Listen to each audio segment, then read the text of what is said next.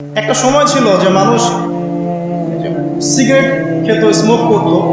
আমরা ওই জেনারেশনটা দেখেছি, স্মোক করতো চুপ চুপ চুপ করে, ওই চায়ের দোকানের কর্নারে, এই বাথরুমে ঢুকে, ওই মাঠের ওই কর্নারে গিয়ে, কেউ যেন দেখে না ফেলে। তারপরে কয়েক বছর পর পরিস্থিতি একটু পরিবর্তন হলো, ওপেন স্মোকিং, সবাই, ভাইয়ের সাথেও স্মোকিং, বন্ধুর সাথেও স্মোকিং, পরে বাবার সাথেও দেখা যায় ছেলে স্মোকিং। এই একটা যুগ আসলো দেখেন। তারপরে আস্তে আস্তে নতুন নতুন মদ আসতে লাগলো, গাঁজা, হিরোইন, প্যাথেডিন, হুইস্কি ইত্যাদি ইত্যাদি, পেন্সিডিল, ইয়াবা। এখন ইয়াবার যুগ, আরও আপগ্রেডেড কোনো মদ আসছে। এখন সিগারেট টিকেট কোনো বিষয় নেই, কিন্তু ফ্যাশন। যদি কেউ ইয়াবা খায় তাহলে বলা হচ্ছে হ্যাঁ এ মাদক সেবী। বাই দ্য ওয়ে, আমাদের দেশে কিন্তু নিবন্ধিত 190টা বারও আছে, হ্যাঁ, এবং দেশি 204টা ব্র্যান্ড চলছে, বিদেশে 38টা ব্র্যান্ড চলছে। পারমিট পেয়েছে 85,070 জন। এবং এই মাদক সংশ্লিষ্ট এনজিও আছে প্রায় 76। 21 বছর হলে যদি কেউ পারমিটধারী হয় সে মদ খেতে পারে, সমস্যা নেই, এটা নাগরিক অধিকার আপনার। আবার আশ্চর্যের ব্যাপার এটাও যে এগুলো খুলে উন্মুক্ত করার পরেও আবার মাদক নিরাময় কেন্দ্রও আছে 7টা। মানে ওভাবে খাবেন, এডিক্টেড হয়ে যখন জীবনটা নষ্ট হবে, এই 7টা নিরাময় কেন্দ্রে এসে আপনি চিকিৎসা নেবেন। এগুলো ডিপার্টমেন্ট আছে, সদর দপ্তর আছে, সব গোয়েন্দা সংস্থাও আছে। এবং মাদকদ্রব্য নিয়ন্ত্রণ অধিদপ্তরও আছে। তো এটা একটা সার্কাস, মানে এই ওয়ার্ল্ডটা হচ্ছে একটা সার্কাসের যুগ। এই বিশ্বে যা হচ্ছে না, খালি চোখ দিয়ে যা দেখছেন, এর বেশিরভাগই সার্কাস। যেটা বলছিলাম, এখন ইয়াবার যুগ চলছে না। একটা সময় ছিল যখন ছেলে মেয়ে যদি অ্যাফেয়ার করতো লুকিয়ে লুকিয়ে, চিঠি দিয়ে, কেউ যেন না জানে, তাই না? ঠিক, তার মানে এগুলো পার করে আসছে তারা। লুকিয়ে লুকিয়ে ছিল, কেউ যেন দেখে না ফেলে। কফি শপে বসলেও খুব সাবধানে, রিক্সায় বসলে কেউ যেন না দেখে। তারপর একটা যুগ আসলো, এই জানলে কোনো সমস্যা, বাসায় ওপেন, আমার গার্লফ্রেন্ড, ও আমার গার্লফ্রেন্ড, ও আমার বয়ফ্রেন্ড, আমরা বিয়ে করব, আমরা প্রতিশ্রুতি দিয়েছি একে অপর, নো প্রবলেম। তারপর একটা যুগ আসলো যে যেহেতু প্রেম করছি, বিয়েই তো করতে যাচ্ছি, তো সেক্স করলে সমস্যা কোথায়? তখন আবার সেক্সুয়াল অ্যাক্টিভিটি শুরু হলো। মেয়েরা যদি বাইরে বের হতো, তাহলে যদি কোনো মেয়ের শর্ট কামিজ থাকতো বা আটো-শাটো পোশাক থাকতো, সে গিল্টি ফিল করতো যে সবাই আমার দিকে তাকাচ্ছে, কেমন লাগছে। আর বেশিরভাগ মানুষ এমনটা করতো না, ওই কয়েকজন করতো। আস্তে আস্তে একটা যুগ আসলো যে না, এখন বেশিরভাগই করে, সয়ে গেল। তারপর একটা যুগ আসছে সরাসরি সেক্স, প্রেম টেম কিছুই নাই, এখন খালি সেক্স। পতিতালয়ে যাবো, সেক্স করবো, চলে আসবো। গার্লফ্রেন্ডের সাথে সম্পর্ক, লাগে সেক্স, তারপরে বাজ বিচার করে দেখবো কোনটা ভালো। আর বাই দ্য ওয়ে, আমাদের দেশে 14টা পতিতালয় আছে, হ্যাঁ। আর এগুলো আমি বানিয়ে বলছি না, আপনি গুগল করলে দেখতে পারবেন। তারপর একটা যুগ আসছে এখন যে হিজাব তো সরিয়েছি, তারপর আস্তে আস্তে ড্রেসটা একটু ছোট হলো, তারপর একটু টাইট ফিটিং, ঠিক আছে, আরেকটু শর্ট করতে করতে এখন রেভলিউশন আসছে, এটাও খুলে ফেলে দিতে। আমি আপনাকে বলে দিই হাদিস থেকে, এরপর কি হবে। ওই যে গোপনে গোপনে জেনা এবং এই যে অল্প অল্প অশ্লীলতার যুগটা থেকে যখন প্রকাশ্যে জেনা আর অশ্লীলতার সয়লাভের যুগটা আসছে এখন, এরপরে হবে কি, মানুষ রাস্তাঘাটেই জেনা করবে। রাস্তাঘাটে, এইখানে কেউ সেক্স করতেছে, ওইখানে কেউ সেক্স করতেছে, ওইখানে দেখবেন, এইখানে দেখবেন। বিশ্বাস হচ্ছে না? এটা নবী সাল্লাল্লাহু আলাইহি ওয়াসাল্লাম বলেছেন যে কিয়ামত হবে না ততদিন পর্যন্ত, যতদিন মানুষ রাস্তাঘাটের আনাচে কানাচে জেনা করবে। তখনকার সবচেয়ে ভালো মানুষ যে হবে, সে কে জানেন? যে গিয়ে ওদেরকে বলবে যে কাজটা এখানে করছো, একটু দেয়ালের পিছনে যাই করতে পারতো না, এ হবে সবচেয়ে ভালো মানুষ। হাদিসে এমন ভাষা এসেছে। তো যুগ কিন্তু হঠাৎ করেই এরকম ফাসাদপূর্ণ হয় নাই, আস্তে আস্তে আস্তে আস্তে দেখেন, প্রথমে মাদক গোপনে, দেন প্রকাশ্যে, তারপর একটা ফ্যাশন হয়ে গেল, সবাই খাচ্ছে, কে কি বলে। প্রথমে পর্দা সবাই করতো, মোটামুটি 100 বছর আগের যুগে যান দেখবেন ম্যাক্সিমাম পর্দা। তারপরে আস্তে আস্তে রেভলিউশন, ফ্যামিনিস্ট রেভলিউশন, কাপড় ছোট হতে হতে হতে এখন বিকিনি যুগ আসতেছে, সবাই বিকিনি পরে ঘুরবে। কে এগুলোর বলার আছে? আমার পোশাক আমি পরবো, আপনার বলার কি অধিকার আছে? আমার দেহ আমার সিদ্ধান্ত। আমার দেহ আমার সিদ্ধান্ত। এরপরে আসবে ওই যুগটা যখন মানুষ রাস্তাঘাটে জেনা করবে, আর আল্লাহ রাব্বুল আলামিন বলেছেন তার রাসূলের মাধ্যমে ওদের সামনে কিয়ামত হবে ইনশাআল্লাহ। মানুষ এইভাবে ফাসাদে জড়িয়েছে। মুসলিম পরিবারে জন্মগ্রহণ করার পরেও এই জিনিসগুলো অমুসলিমরা করুক, খ্রিস্টানরা করুক, বৌদ্ধরা করুক, ইহুদিরা করুক, আমাদের কিচ্ছু যায় আসে না। ওরা সারা দেশ সভ্যতা একাকার করে ফেলাক, আমাদের কিচ্ছু যায় আসে না। মুসলিম পরিবারে জন্মগ্রহণ করার পরে একটা মুসলিম ছেলে মুসলিম মেয়ে কীভাবে এগুলো দেখবেন, মুসলিম পরিবারে জন্ম নিয়েছে, নামাজ নাই, কোরআন তেলাওয়াত নাই, আল্লাহর তো জিকিরের কোনো খবরই নাই, তারপরে দিব্যি সুদ খাচ্ছে, ঘুষ খাচ্ছে, এটা ফ্যাশন, দুর্নীতি, এটা কমন, সবাই করে, আমি একটু করলে সমস্যা কোথায়? সবার ভিতরে একটা মানে আত্মিক দুর্নীতি, মানে আমাদের আত্মাটাই দুর্নীতিগ্রস্ত হয়ে গেছে। যখন একটা মানুষের আত্মা দুর্নীতিগ্রস্ত হয়ে যাবে তখন তার কাজগুলোও হবে এরকম।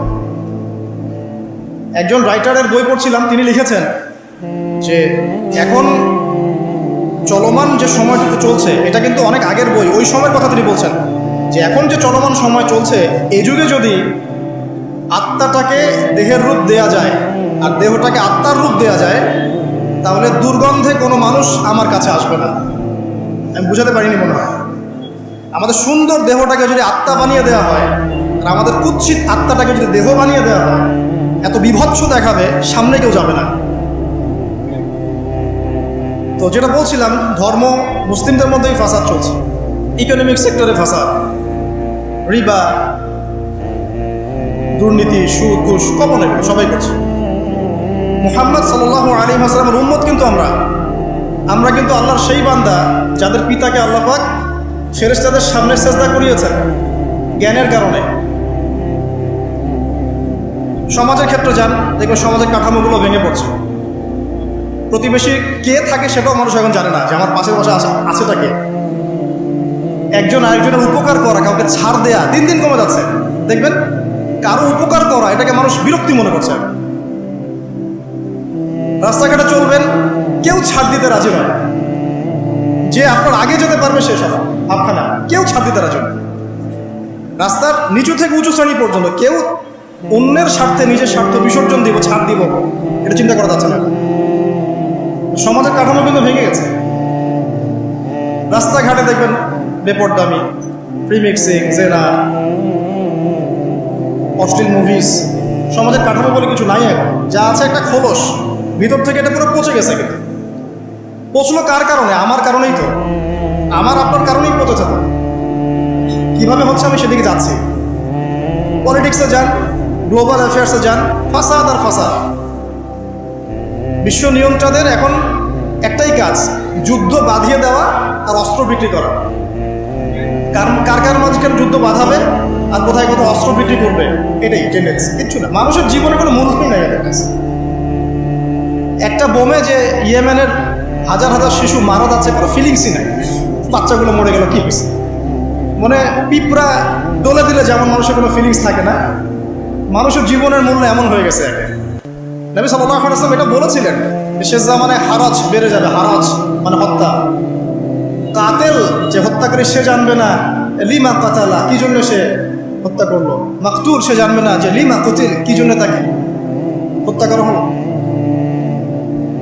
আর নিয়ন্ত্রণ শক্তি যারা সমস্ত বিশ্বটাকে ওদের দাসত্বের মধ্যে আনতে চায়। আর এই দাসত্বের পথে একমাত্র বাধা হচ্ছে মুসলিমরা, বাকিরা তো আর বাধা না। এই কারণে মুসলিম সমাজের মধ্যে এগুলো বেশি বেশি ছড়িয়ে দেওয়া হচ্ছে, পর্ন, জিনা, মাদক, এটা সেটা, যাতে করে মুসলিমদের আধ্যাত্মিক যে শক্তিটা এটা না থাকে। যখন আপনার কাছে আধ্যাত্মিক কোনো শক্তি থাকবে না তখন আপনি পরাজিত। তো সুদ ছড়িয়ে দিচ্ছে সারা ওয়ার্ল্ডে। সুদ কি আর বাংলাদেশ থেকে এসেছে? সুদ পশ্চিম থেকে আসছে। পর্নোগ্রাফি কি বাংলাদেশ থেকে আসছে? পশ্চিম থেকে আসছে। পৃথিবীর প্রথম পর্ন যে মুভি, এটা তৈরি করেছে ব্রিটেন, আমেরিকা। 7 মিনিটের ক্লিপস, ক্যালিফোর্নিয়া শ্যুট করা হয়েছে। এবং তারপর আস্তে আস্তে সারা ওয়ার্ল্ডে ছড়িয়ে দেওয়া হচ্ছে। সারা বিশ্বে এই পর্নের বিজনেস হয় $97 বিলিয়ন প্রতি বছর, যার মধ্যে $12 বিলিয়ন প্রফিট করে আমেরিকা। খোলামেলা কথাগুলো, এটা ইন্ডাস্ট্রি একটা। এটা দিয়ে মুসলিম যুবকদের নৈতিক চরিত্রটাকে শেষ করে ফেলা হচ্ছে। আমাকে খুব ভালো মনে হচ্ছে, আপনাকে খুব ভালো মনে হচ্ছে, অমুক হুজুরকে খুব ভালো মনে হচ্ছে, চোখে এসব পড়ে নাই এমন একটা মানুষ খুঁজে পাওয়া যাবে না এই যুগে, এটা আমার বক্তব্য। ইল্লা মাশাআল্লাহ, ইল্লা মাশাআল্লাহ, যদি এমন কেউ থেকে থাকেন যে এইসব মানে কি বলবো ইন্টারনেট সেকশনের সাথে কোনো সম্পর্কই নাই, তার ব্যাপারটা হয়তো ভিন্ন। বাকি সবার চোখে এগুলো পড়ছে এবং এটা কমন। এবং এগুলো কিন্তু দিন দিন গ্রামে বাড়ছে বেশি। কারণ কি, শহরের মানুষ এগুলো দেখতে একটু অভ্যস্ত যে মেয়েরা এমনিই হাঁটে অমনেই হাঁটে, এরকমই ড্রেস পরে। আর গ্রামে তো এইসব কম ছিল। যখন গ্রামে এই পর্ন চলে গেছে তখন গ্রামের যুবককে আর কে ঠেকায়। এখন সে প্রতিদিন দেখা যাচ্ছে গ্রামে গঞ্জে ধর্ষণ করছে, মেয়ের কাছে একটা ভোগের বস্তু, পশুর তো আর দমন করতে পারছে না, আক্রমণ। আর এসবের যেহেতু ইসলামিক কোনো বিচার হচ্ছে না, ইসলামিক লস কেমন, যে একজন চুরি করেছে, জুমার দিন নামাজ হবে, নামাজের পরে সমস্ত এলাকার লোকজন দাঁড়িয়ে থাকবে, সমস্ত এলাকার লোকজনের সামনে তার হাতটা কেটে ফেলে দেবে। এলাকার সব লোক দেখবে চুরি করলে এই শাস্তি হয়, ভয় আর চুরি করতে যাবে না। কেউ কাউকে অন্যায়ভাবে হত্যা করেছে, তারও কেসাস করতে হবে এবং সেটা সবাই জানবে যে ও হত্যা করেছে, এ তাকে কেসাস করেছে। কেউ কারো চোখ উপড়ে ফেলেছে, ওরও চোখ। কেউ কারো হাত ভেঙে ফেলেছে, ওরও হাত। হাতের বদলে হাত, চোখের বদলে চোখ, কানের বদলে কান, কেসাস। ধর্ষণ করেছে, জনসমক্ষে সবার সামনে নিয়ে এসে দেনান কোর্ট বসে সাক্ষী প্রমাণ নিয়ে মৃত্যুদণ্ড। সবাই দেখবে যে মৃত্যুদণ্ড। প্রয়োজনে এই যে প্রজেক্টর লাগিয়ে দেখা, এই যে এই কাজ করেছে, এই শাস্তি। রাস্তাঘাটে ইফটিজিং হচ্ছে, মোবাইল কোর্ট থাকবে, ইফটিজিং হচ্ছে, রিপোর্ট প্রমাণ ধরা হবে, সাথে সাথে বিচার। এরকম একটা মাস করলে পরে দেখবেন অপরাধের মাত্রা বাড়ে না কম। আল্লাহর কসম করে বলছি, এটা ইনশাআল্লাহ 80% কমে যাবে ইনশাআল্লাহ। কিন্তু এটা করলে কি হবে জানেন, ওই যে পশ্চিমে বসে আছে বিশ্ব নিয়ন্ত্রণ সংস্থা, ওরা বলবে যে স্টেটের দিকে নজর রাখা, এরা মৌলবাদী হয়ে যাচ্ছে, এরা সন্ত্রাসী হচ্ছে, মানবাধিকার লঙ্ঘন করছে, ইত্যাদি ইত্যাদি। অথচ তুমি মিয়া সারা বিশ্বের মধ্যে লাখ লাখ মানুষকে বোম মেরে হত্যা করে দাও, তোমার মানবাধিকার লঙ্ঘন হয় না? সবখানেই ফাঁসা। হকটাকে মানুষ বাতিল মনে করছে, বাতিলকে মানুষ হক মনে করছে। সত্যবাদী তাকে মিথ্যাবাদী বলা হচ্ছে, মিথ্যাবাদীকে সত্যবাদী বলা হয়। এখানে মুসলিমদের জীবনের মূল্য কমে গেছে। এদিকে আর লম্বা করছি না, আমি আমার লেকচারের মূল জায়গায় আসছি। এখান থেকে আমি লেকচার একটা দিকে ফোকাস করে আমি শেষ করব। সেটা হলো, এই সমস্ত প্রবলেমসগুলো আমাদের পক্ষে সলভ করা সম্ভব না। এখন সলভ করার মতো ক্ষমতা আমাদের নাই, অনেক ক্ষেত্রে আমাদের সেই জ্ঞানও নাই, এগুলো নিয়ে ভাবার সময়ও নাই। কিন্তু একটা জায়গায় আমরা ফোকাস করতে পারি, একটা জায়গায়। আজকের লেকচারের এইটা সবচেয়ে মূল জায়গা। সেটা হচ্ছে আল্লাহ পাক আমাদেরকে স্ব পরিবার দিয়েছেন, তাই নাই? এবং এই পরিবারটা হচ্ছে একটা সমাজের গঠন একক। আমরা পড়েছি না গঠন একক, একটা জিনিস, একটা কোষ, তার মধ্যে গঠন একক আছে না, অণু পরমাণু আছে না। সমাজ হচ্ছে, সমাজের অণু বা পরমাণু হচ্ছে পরিবার। একটা সমাজে যদি 100টা পরিবার থাকে, তার মধ্যে যদি 90টা পরিবার সৎ হয়, আল্লাহ বলা হয়, ইসলামিক অনুশাসন মেনে চলে সত্যিকার অর্থেই, ইনশাআল্লাহ ওই সমাজটা কিন্তু দেখবেন 8-10টা সমাজের চেয়ে ভালো থাকবে ইনশাআল্লাহ। আর একটা সমাজে মনে করেন 100টা পরিবার আছে, 90টাই ইসলামের বিরোধী শক্তি, ইসলামের এগেনস্টে চলে, ইসলামের কোনো পরোয়া নাই, আল্লাহ পাকের হুকুম হাকামের 5 পয়সা পরোয়া নাই। ওই সমাজের অবস্থা নিঃসন্দেহে দুনিয়াতেও ধ্বংস হবে, আখিরাতেও ধ্বংস হবে। আর এই সমাজগুলোকে নিয়েই তো একটা রাষ্ট্র হয় নাকি? আর এইভাবে রাষ্ট্র নিয়েই তো বিশ্ব। তাহলে ক্ষুদ্রতম যে জায়গাটা, সেটা কি? পরিবার। এই জায়গায় আল্লাহ পাক আপনাকে কর্তৃত্ব দিয়েছেন। এখানে কিন্তু আপনার উপর লাঠি কেউ ঘোরাচ্ছে না। আপনি অ্যাজ এ বাবা আপনি পরিবারে কর্তা, অ্যাজ এ স্বামী আপনি পরিবারে কর্তা, ভাই আপনি পরিবারে কর্তা। আমাদের প্রথম স্টার্টিংটা এই ফ্যামিলি থেকে করা উচিত। তো আল্লাহ পাক এই বিষয়ে কি বলছেন, আমি ওই আয়াতটা বলে সামনে যাই। আল্লাহ পাক সূরা তাহরীমের মধ্যে 6 নম্বর আয়াতে বলেছেন যে ইয়া আইয়ুহাল্লাযীনা আমানু, হে মুমিনগণ, আমাদেরকে আল্লাহ পাক বলছেন, হে মুমিনগণ, কু আনফুসাকুম ওয়া আহলিকুম নার, তুমি নিজে জাহান্নামের আগুন থেকে বাঁচো। আগে নিজের চটকায় তুমি তেল দাও, নিজে জাহান্নামের আগুন থেকে বাঁচো। ওয়া আহলিকুম নার, তোমার যে পরিবারবর্গ আছে এদেরকে জাহান্নাম থেকে বাঁচাও। এই বাঁচানোটা কেমন দেখেন, আপনাদের বাসায় ছোট ছোট বাচ্চা কাচ্চা আছে না? আছে তো। একটা বাচ্চা যদি আগুন ধরতে যায়, ধরেন ও বোঝে না যে আগুন কেমন হবে, ছোট বাচ্চা, কয়লা ধরতে যাচ্ছে, হ্যাঁ, আগুন হাত দিতে যাচ্ছে, তা আপনি কি করবেন? আপনি তাকে সেভ করার চেষ্টা করুন। সে যদি বলে না আমাকে ছেড়ে দাও আমি ধরবই, আপনি প্রয়োজনে একটা থাপ্পড় দিয়ে হলে সরাবেন, তাই না? এটা হচ্ছে বাঁচানো। আপনি আপনার শিশুটাকে এই যে হাতে আগুন নেওয়া থেকে বাঁচালেন। আল্লাহ পাক এটা বলছেন নিজে বাঁচো, পরিবার বর্গকেও বাঁচাও।